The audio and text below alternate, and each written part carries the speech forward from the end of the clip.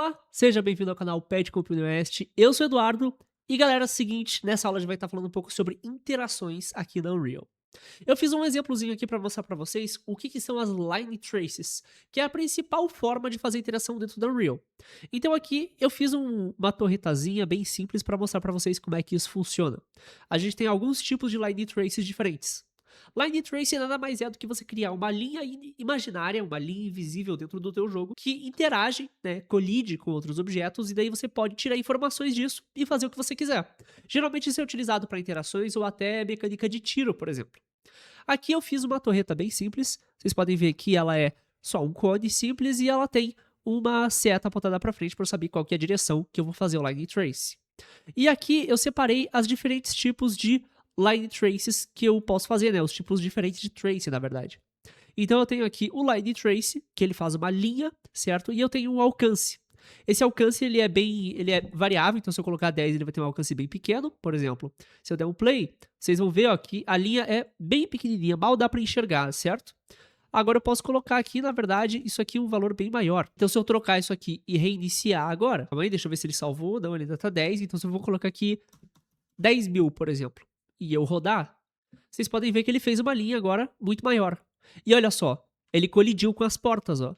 Ele vem dessa posição inicial que eu defini, ele faz uma conta bem simples. Ele pega o ponto origem e fala, pra frente, multiplicado pelo meu alcance, lá longe, é onde eu quero chegar. Se ele encontra alguma coisa no meio, ele colide com esse objeto e daí ele mostra pra gente as informações. Então, a gente pode pegar o que a gente atingiu, aonde a rotação do que a gente atingiu, então a gente consegue fazer várias coisas com isso. Aqui no caso, eu mandei ele fazer uma linha desse ponto origem até a frente desse objeto, né, que no caso era pra lá, vezes um valor enorme. Então veja que ele tentou chegar até lá, só que ele atingiu um obstáculo no meio. Então ele vai retornar pra gente a informação disso aqui. E a diferença entre esse Line Trace e os outros é basicamente só o formato. A gente tem também aqui o Box Trace, certo? Então se eu der um play aqui, ele vai fazer exatamente a mesma coisa, só que no formato de uma caixa. Então, ao invés dele pegar uma linha reta que pode passar no meio de uma grade, por exemplo, essa caixa tem uma área maior para você utilizar. A gente também tem aqui outro tipo de line trace, que é a capsule trace, que aí, aqui eu acho que a cápsula está muito pequena, mas ela tem um formato de cápsula, então ela pode ter essa parte esférica em cima e a parte esférica embaixo e ser desse tamanho, por exemplo, e daí ela vai na direção de uma cápsula, certo? No formato de uma cápsula, na verdade. E aqui a gente tem o Sphere Trace, que esse aqui geralmente é utilizado para algumas interações, porque você tem uma área maior de seleção do que o Line Trace. Mas aqui a gente vai utilizar o Line Trace para ser mais simples, ok? Então, eu espero que tenha ficado claro como é que funciona as Line Traces, e agora eu vou mostrar para vocês o código de como é que eu fiz isso aqui, para vocês terem uma ideia melhor de como é que isso aqui funciona. Então aqui dentro da blueprint que eu fiz algumas coisas que eu coloquei em variáveis e coloquei nos line traces, porque eu fiz vários tipos diferentes, mas geralmente você faz isso aqui tudo junto em uma coisa só, certo? Então você não precisa fazer variáveis específicas para cada coisa, eu só fiz aqui para ficar mais claro para vocês. Então, para eu pegar a posição do ponto origem, eu peguei o meu objeto ponto origem, vejam que ele fica bem em cima do meu cone, ele é um objeto vazio, certo? Ele é só um ponto origem que eu adicionei aqui, um objeto chamado scene, que é um objeto vazio, chamado ponto origem que tem aqui em cima. Aí eu peguei a posição dele no mundo, isso é muito importante, tem que ser a posição dele no mundo, porque você está criando line trace dentro do mundo, e não relativo. Então, eu pego a posição dele no mundo e seto a posição de origem. Agora, a posição de destino, que é a próxima variável que eu faço, é muito simples. Eu pego para a parte da frente que eu estou apontando, então eu tenho que pegar o forward vector, que é o vetor frontal, o vetor de frente do meu objeto, e eu multiplico isso pelo alcance. Então o meu vetor de frente do objeto é tipo aqui. Se eu multiplico ele por um valor enorme, ele vai até lá. Ele vai bem longe, ele vira um vetor gigantesco. Agora, se eu adicionar isso à minha posição do ponto origem, eu vou pegar esse ponto que eu somado com o meu alcance vezes o meu vetor de frente, certo? Então isso aqui é para calcular a distância e o alcance, e isso aqui é para a gente colocar o ponto de destino a partir do nosso ponto origem, certo? Então isso aqui é setado como uma posição destino, e aí aqui eu só tô simplesmente rodando entre quais opções eu selecionei ali na variável, né, pra ficar fácil de mostrar pra vocês, mas não se preocupem que isso aqui depois eu explico o que que é. E aqui eu criei cada um dos line traces, né, cada um dos traces. Então o line trace by channel, ele tem aqui o ponto origem, que é o start, o posição destino, que é o end, e aqui eu tenho o trace channel. O channel é onde que essa linha, esse traçado vai colidir. Então, às vezes eu tenho por exemplo, eu tenho uma coisa que está invisível e eu quero que seja colidido com isso. Essa coisa que está invisível tem que estar no canal de visibility. Como é que você verifica isso? Quando você seleciona um objeto, você vai ter aqui embaixo na questão de... Você vai ter essa seleção aqui de Collision Presets, ok? Que são os presets de colisão. Geralmente ele está default, porque o default geralmente funciona para qualquer static mesh, mas ele tem vários, olha só. Então você tem UI, tem projétil e vários que você pode utilizar. Se você clicar em Custom, você consegue ver em quais que ele está bloqueando ou fazendo overlap. Ok? Então você pode mudar aqui se a colisão está habilitada, se está desabilitada, se é só para física, qual que é o tipo do objeto. E aqui você pode ver que tem aqui, ó, Visibility. O Visibility ele está bloqueando, então ele sim vai interagir com o Line Trace, né? Com o Trace, desculpa. Se eu desligar isso aqui e colocar Ignore e eu rodar, vejam que ele passou direto por essa porta. E ele interagiu com a próxima porta que sim bloqueia a Trace. Então esse é o canal que ele utiliza, certo? Então você pode colocar Visibility ou Camera e daí você altera lá nas configurações de cada mesh, que se você precisar. O Trace Complex é para ver se ele vai interagir com colisões complexas, certo? Isso aqui não precisa mexer nisso aqui, geralmente a simples já está funcionando.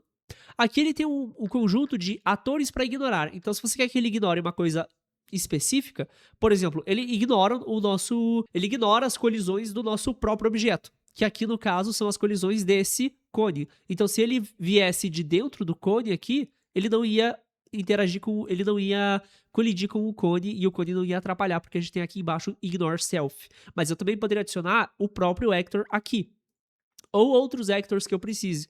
Eu posso adicionar por aqui. E aqui a gente tem o Draw Debug Type, que é o tipo que eu vou desenhar. Eu coloquei Persistent porque ele faz esse trace, ele faz uma vez, em um frame, rapidão.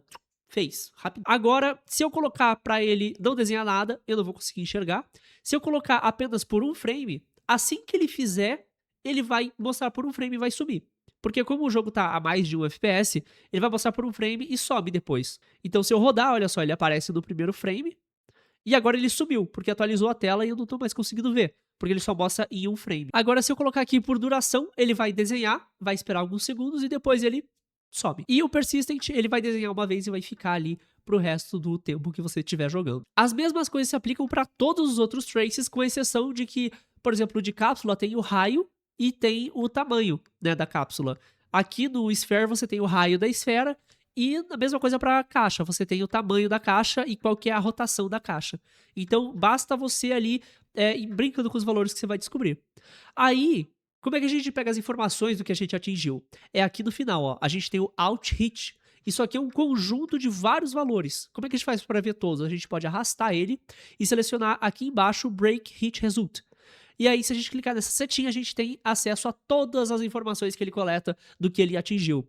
Então, ele vai falar pra gente qual que foi o ator que a gente atingiu, qual que é a localização que a gente atingiu, qual que foi o ponto de impacto, qual que foi o trace start, o trace end, se a gente atingiu um bone, né, um osso em um personagem animado, qual que foi o tempo. Então a gente tem várias informações aqui, até componentes, a gente pode pegar o componente específico que foi atingido e não só o vector inteiro. Então tem várias coisas aqui que você pode utilizar. E a gente também tem esse valor, aqui, booleano, que vai dizer se a gente atingiu alguma coisa ou não. Então eu posso colocar isso aqui num branch, por exemplo, e se ele for verdadeiro, eu posso, por exemplo, printar que eu atingi um actor. Então eu posso pegar aqui o display name do actor, colocar na print, e daí se ele for false, eu poderia fazer outra coisa, por exemplo. Agora se eu vier aqui e der um play, veja só, ele colocou aqui Cube2, que é o nome desse objeto aqui, ó, Cube2, que é o que ele interagiu. Então, basicamente, é assim que funcionam os traces, tá? Isso aqui é tudo que vocês precisam saber para fazer um sistema completo de interação dentro do player, que é o que vocês vão estar fazendo agora, tá? Eu vou estar deixando aí na descrição para vocês os arquivos, as informações desse TXT aqui que eu abri aqui, ok? É um passo a passo de como que vocês fazem para colocar no third person ou no first person de vocês, na Blueprint, um sistema de interação do player extremamente simples e bem certinho aí.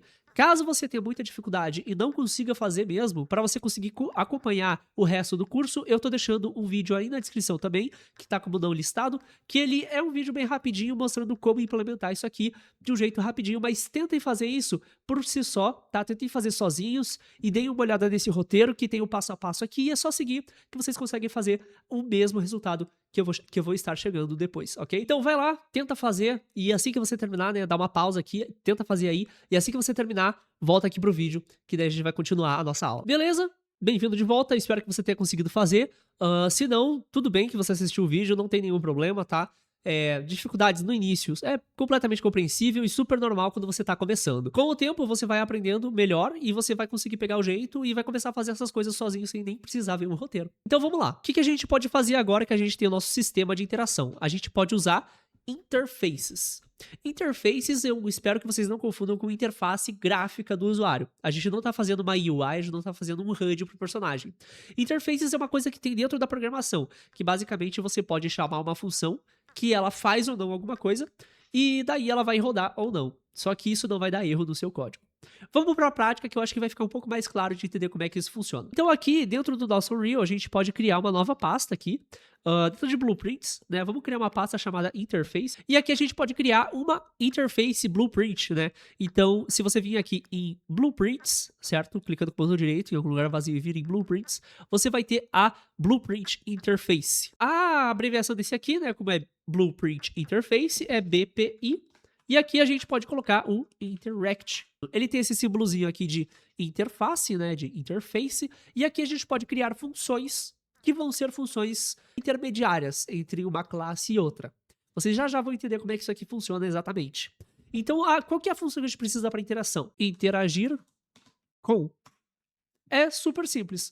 Então a gente tem aqui a nossa função de interagir com. Nesse caso aqui a gente não precisa colocar nada de input ou output, certo? A gente também pode mexer com variáveis aqui, passar variáveis de entrada como variáveis de saída, mas a gente vai estar só interagindo com o objeto, a gente só precisa chamar essa função que ele vai ser tratado pelo objeto.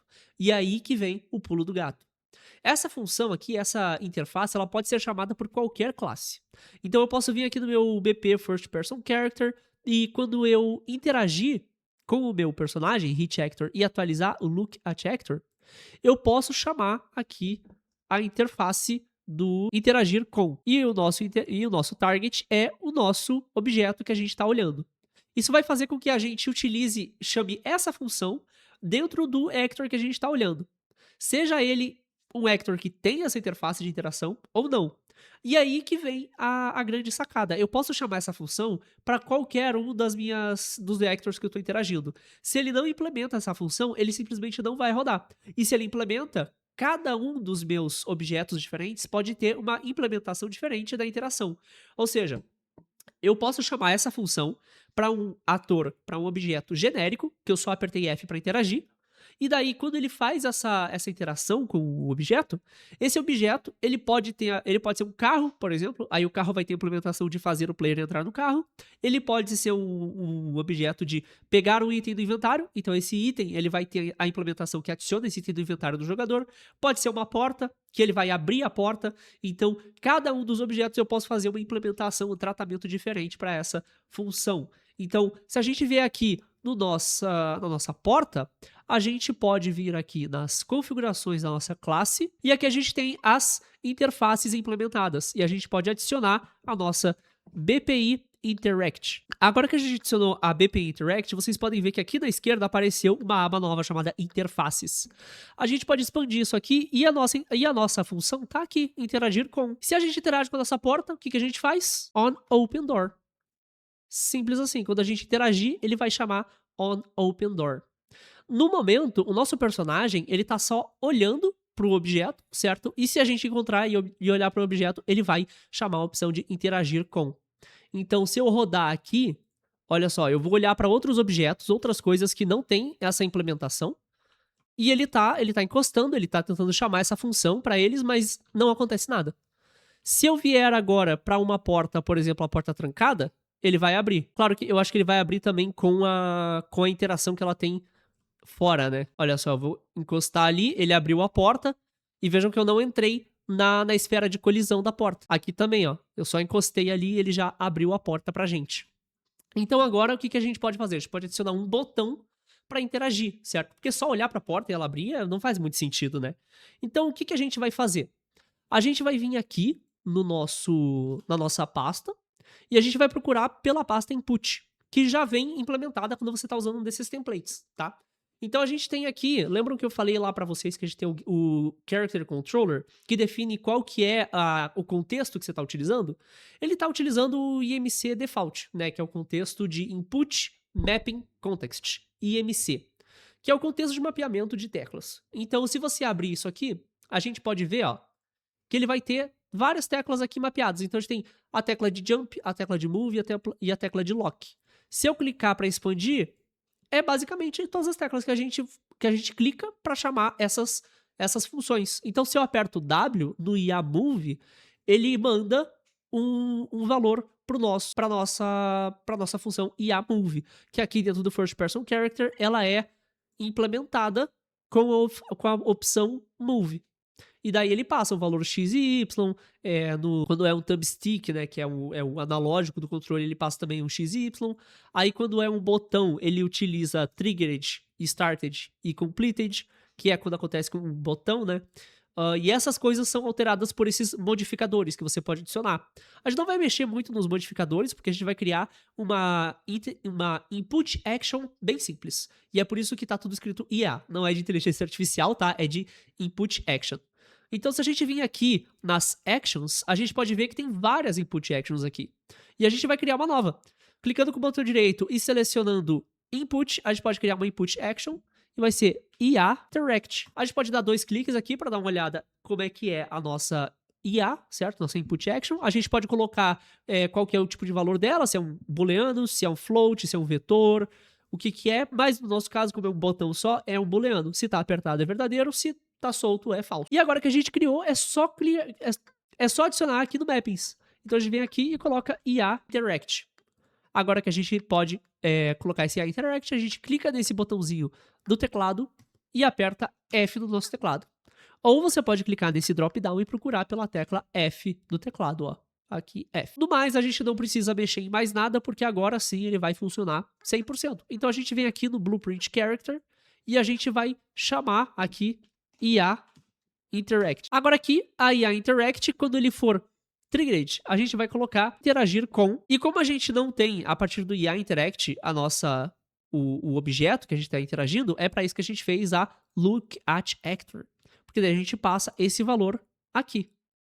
Então, voltando aqui para o Interaction Trace, agora a gente pode remover essa chamada para ele não chamar sem querer. E agora sim, estamos interagindo com o Look at Actor. Então, para a gente testar isso, aqui no BPDoor, quando ele entrar no overlap, eu não vou mais chamar o Open Door. Quando ele sair também, eu não vou chamar o Close Door, porque daí ele não vai abrir ou fechar quando eu chegar perto, certo? Então, quando for interagir com, eu vou abrir a porta. Então, vamos lá. Eu vou dar um play. Se eu chegar aqui na porta do lado dela, ela não vai abrir. Se eu apertar F, ele interage com a porta e a porta abriu. Olha só que bacana. E agora pode fazer para a porta fechar. Então, se eu clicar uma vez para a porta abrir e a porta já estiver aberta, ela poderia fechar. Fica aí uma boa ideia de desafio para vocês fazerem. Coloca talvez uma variável, né? Se porta fechada ou porta aberta, você atualiza a variável. Ou vocês podem utilizar um novo nó chamado flip-flop, que quando ele roda uma vez, ele vai rodar a opção A, quando ele rodar pela segunda vez, ele vai rodar a opção B. Então vocês podem fazer de 2 formas. Na verdade, tem muitas outras formas de fazer isso. Eu vou só colocar assim, que, se eu não me engano, ele vai funcionar direto, e eu acho que é um pouco mais fácil de utilizar, olha só. Mas percebam que se eu segurar o botão F, olha o que acontece. Que bizarro. Então tem que fazer algum tipo de controle aqui, né? Mas eu vou deixar assim por enquanto, porque eu não quero entrar muito a fundo e demorar muito nessa aula sobre interação, porque é algo bem simplesinho, ok? Agora, galera, para mostrar para vocês umas outras coisas bem bacanas, eu preciso que vocês criem moedas. Exatamente. Como dá pra ver aqui na minha tela, eu fiz umas moedinhas bem simples, elas ficam girando aqui, e se eu controlar meu player agora, elas não têm muita coisa complexa, tá? É bem simplesinho. Cadê meu mouse? Pronto. Se eu interagir com essa moeda, ela simplesmente some. Nada demais. É simplesmente um node destroy actor quando eu colido com elas. Tenta fazer aí rapidão, que já já eu vou mostrar pra vocês como fazer isso e como é que a gente pode utilizar isso para adicionar score. Então vamos lá, espero que você tenha conseguido fazer. Talvez você não tenha conseguido fazer a animação para ela ficar girando o tempo todo, porque isso é quase que uma pegadinha, porque isso na verdade é um componente, o que é super útil e é muito bom de saber agora. A gente tem um componente chamado Rotating Movement, que basicamente você coloca aqui 180 no Rotation Rate e pronto. Agora ele é um objeto que fica rodando, que fica girando ali do jeito que a gente precisa com uma moeda. Esse material, eu peguei um material aleatório que tinha aqui, então não importa qual que é a cor dele, eu só coloquei a primeira que eu vi. E a gente precisa, claro, da esfera para caso tenha colisão, ele destrói o Actor, que é a nossa moeda. Uma coisa simples que a gente poderia fazer também é verificar se o Actor é igual ao nosso player, né? Então a gente vai fazer aqui get player character, se o player character ele for igual ao outro Actor, aí sim nós podemos fazer o destroy Actor, certo? A gente pode fazer desse jeito, mas nós temos outra coisa, uma nova função que eu posso mostrar para vocês, que é o cast. Então a gente pode fazer casting para outros objetos. A gente pode verificar se esse objeto é algo em específico. Então eu posso fazer uma cast para a blueprint do first person character. O que ele vai tentar fazer é basicamente fazer uma conversão de um valor para outro. Então ele vai pegar o actor, que é um valor genérico de actor, que pode ser qualquer valor. Se, por exemplo, uma porta cair em cima da moeda, a moeda vai receber a porta, o BP door, como actor. Se eu interajo com a moeda, ele vai receber BP first person character como actor, certo? Então, se eu converter esse valor actor para first person character, ele vai conseguir, porque eu sou um objeto first person character. Enquanto que a porta, se você tentar fazer essa conversão de uma BP door para uma BP first person character, ele vai falhar, porque daí ele vai dar o cast failed. Porque não tem como você converter uma porta pro seu personagem, certo? São duas classes diferentes. Então, se ele der sucesso, a gente faz o destroy actor. Se não, a gente simplesmente não faz nada. Então, rodando aqui, agora vejam que ele vai funcionar do mesmo jeito, né? Só que agora ele vai impedir que a gente possa... Ele vai impedir que ele vai impedir que as moedas sejam destruídas por outras colisões. E esse cast, ele é muito útil quando a gente quer utilizar funções do nosso player. Por exemplo, se a gente chamasse esse other actor aqui e tentasse chamar uma função que a gente criou dentro do nosso player, ele não vai funcionar, porque ele não sabe o que é o actor aqui na blueprint. Ele vai saber na hora que for executar. Mas aqui, na programação, ele não vai fazer ideia. Ele é um actor, é qualquer coisa. Utilizando o cast, convertendo ele para first person character, ele vai conseguir utilizar as funções específicas do first person character. Então a gente pode utilizar isso para adicionar score do nosso personagem. Então a gente pode vir aqui no nosso first person character e criar uma variável chamada score, que vai ser um valor float. E aí a gente pode criar uma função bem simplesinha aqui, add score, e a gente vai colocar aqui como valor de input a quantidade de score que a gente vai receber. Então a gente troca isso aqui para score e troca isso aqui para float. Na verdade, colocar score adicionado. E aí a gente pega a nossa variável score, faz um set nela, e agora a gente faz um mais, certo? Então, como é que a gente faz para pegar... A gente tem que pegar a quantidade de score que a gente tem atualmente, somar com o score adicionado, e isso tudo é um novo valor de score, certo? Então a gente vai pegar o score aqui, get score, a gente vai somar o get score com o valor adicional de score, certo? Então agora a gente tem, se a gente tivesse 10 de score e estivesse somando mais 5, a gente vai ter o valor de 15 aqui no final. Se eu colocasse só o score adicionado aqui, simplesmente o nosso score ia virar 5 o tempo todo, ele não ia somar. Então eu posso somar o score com o score adicionado e aí sim eu conecto no set score. E agora o nosso score ele é atualizado. E para saber esse valor eu posso colocar um print string e colocar aqui para a gente ver qual que é o nosso score. Eu posso só fazer isso aqui, na verdade, né? Automaticamente ele converte o valor de float para string, tá? Então não precisam se preocupar. Na verdade, uma coisa que a gente pode fazer é utilizar o print text, porque a gente pode utilizar o text para formatar bonitinho alguma coisa. Então vamos fazer aqui um novo nó chamado format text. O format text a gente pode utilizar ele para colocar variáveis junto com o texto. Então a gente pode colocar algo bonito para ser printado. Por exemplo, score, 2 pontos. E aí eu quero colocar uma variável, o que eu faço? Eu vou utilizar chaves. Então eu coloco abre e fecha chaves. Eu vou escrever aqui pontuação. E agora vejam que ele adicionou um novo input aqui, que é a nossa variável que a gente tem que colocar aqui. Então, se eu colocar score aqui, ele vai substituir essas chaves de pontuação pelo valor de score. E esse resultado é o que a gente vai printar na tela. Agora eu posso compilar, salvar. E aqui no bpcoin, vejam, se eu vier em Hector e procurar aqui por add score, ele não acha nada. Se eu vier no BP First Person Character e colocar add score, eu vou ter a função add score. E por padrão eu posso colocar um valor aqui de 10. Mas claro que eu poderia fazer uma variável dentro de bpcoin que eu consigo modificar e que eu consigo modificar dentro da fazer instance editable, certo? Então, ó, se eu interagir com uma, agora a gente tem 10 de score, 20 de score e 30 de score no nosso personagem. E isso aí é basicamente, a gente pode usar para várias outras coisas, várias outras interações, do que você preferir. Então, dê uma explorada, veja o que você quer fazer, o que você consegue fazer com isso aí. Agora, galera, a gente vai estar fazendo aqui um trigger. Vamos pensar que um trigger, ele vai basicamente, né, um gatilho que vai desencadear alguma coisa, geralmente em uma porta, né, que vai ser o nosso exemplo aqui, mas ele pode ser um trigger para qualquer coisa. Então a gente quer fazer um trigger que ele funcione tanto com a interação do nosso F, quanto para aquele botão, né, na verdade, que é tipo uma placa de pressão que a gente fez. E a gente quer que a gente possa interagir com esse trigger, dependendo do objeto que a gente estiver interagindo. Eu espero que tenha ficado claro. Então, vamos estar fazendo aqui uma coisa mais genérica, um BP Trigger, que tem as funções que a gente precisa. E depois disso, a gente vai fazer um botão, uma alavanca, o que a gente precisar para ser interagível, né, quando a gente for chamar esse trigger.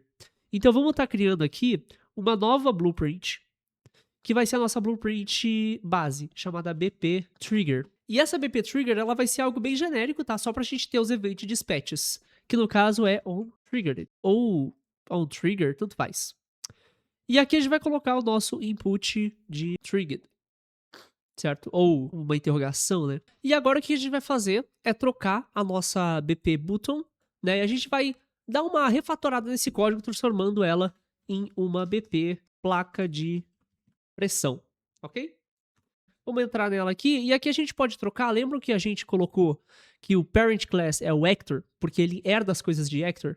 A gente agora vai trocar esse parent class, porque agora a nossa BP placa de pressão, ela vai ser um filho do BP trigger, porque daí esse event dispatcher onTriggered vai ser herdado pelo nosso BP placa de pressão. Então a gente pode vir aqui na class settings, e aqui a gente troca pro BP trigger. E agora, se a gente for tentar chamar aqui onTriggered, a gente tem essa função aqui. E a gente vai substituir todos as nossas funções que a gente usava esse event dispatcher por esse aqui. Então a gente vai colocar aqui call onTriggered, no caso aqui não foi triggered, né? Não foi acionado. Isso aqui a gente pode tirar. Agora aqui, mesma coisa, eu vou dar um Ctrl+C nesse aqui, Ctrl+V aqui. Se for verdadeiro, esse aqui é triggered verdadeiro. E agora esse onButtonTriggered a gente pode deletar, compilar e salvar, que vai funcionar. Agora, por exemplo, na nossa porta, ao invés da gente ter uma variável do botão, que é um botão específico, a gente pode trocar isso para o nosso genérico BP Trigger. Então a gente vai colocar aqui Trigger e vai trocar pelo BP Trigger, referência de objeto. E aí, quando a gente for chamar do nosso BP Trigger o nosso Event Dispatcher, onde é que tá? Aqui. Esse onButtonTriggered, a gente vai trocar pelo trigger onTriggered. E aí a gente pode conectar isso aqui, e isso aqui, e substituir. E agora, se a gente compilar e salvar, se nós voltarmos... Deixa eu ver, ao invés de destrancar a porta, vamos colocar para abrir a porta, só pra gente ver se tá funcionando certinho, né? Então agora, se a gente voltar aqui e pressionar aqui, ele vai abrir a porta. O diferencial agora é que ele não vai funcionar só com essa placa de pressão. Se eu criar outra coisa, como por exemplo é o caso agora, eu vou criar aqui um BP botão, que vai ser realmente um botão que a gente interage. Então vamos clicar com o botão direito no BP Trigger e a gente vai clicar aqui Create Child Blueprint Class, que é uma blueprint filha de BP Trigger. Então a gente pode criar aqui nosso BP button. Ele está dizendo que já existe. Tá, vamos colocar então button Trigger. Deixa eu salvar tudo aqui. Dentro de Button Trigger, a gente pode fazer um cube, né? Pra ele virar algo mais parecido com um botão. Vai ser um botão quadradinho, ok? Perfeito. A gente não precisa de mais nada nesse botão aqui. E aqui no Event Graph, a gente vai colocar algumas coisas. Então, como que ele vai fazer para ele ser interagível? A gente vai ter que fazer a nossa implementação no botão da nossa interação, certo? Então a gente vai vir aqui na Class Defaults, na verdade é Class Settings, e a gente vai adicionar o BPI Interact. O BPI Interact, que é o interagir com, a gente vai simplesmente chamar o Event Dispatcher, que vai ser Call on Triggered. E no caso vai ser Triggered. Inclusive, como isso aqui é um botão, a gente pode fazer um botão tipo do Minecraft, que a gente clica nele, ele fica pressionado por um tempo e depois ele se despressiona, ele volta ao normal, né? E o que a gente pode fazer é criar um timer. Então a gente pode puxar esse nó aqui e criar um timer by event. Ele é um timer que vai rodar um evento que vai ser rodado depois que esse tempo acabar. Então, digamos que a gente tem o tempo aí de 5 segundos. Ou melhor, a gente pode criar uma variável time float, eu vou deixar ela visível para poder editar a qualquer momento. O valor padrão dela vai ser 5 segundos. Vou salvar e eu vou utilizar essa variável time aqui. E quando eu for utilizar o evento, eu posso arrastar aqui para baixo e eu posso criar um novo evento. Aqui a gente tem aqui o Event Dispatcher, a gente pode criar um evento. Então ele vai ter aqui Create Event. Esse Create Event ele vai basicamente, meio que sob demanda ali, criar pra gente um evento, uma função. No nosso caso, a gente vai querer fazer uma função.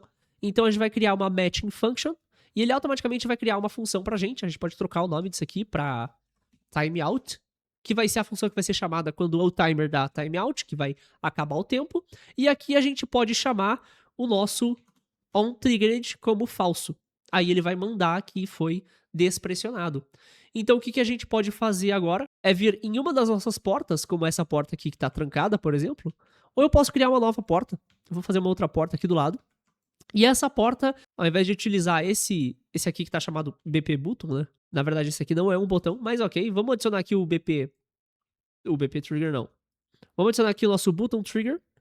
A gente pode deixar ele aqui. Eu poderia fazer uma parede para ele ficar, mas não precisa. Agora se eu vier aqui, eu posso pressionar o botão, ele não vai fazer nada porque a gente não linkou ele com a porta. Então eu vou selecionar a porta aqui e eu vou utilizar o conta-gotas para selecionar esse Button Trigger. Aí eu vou dar um play.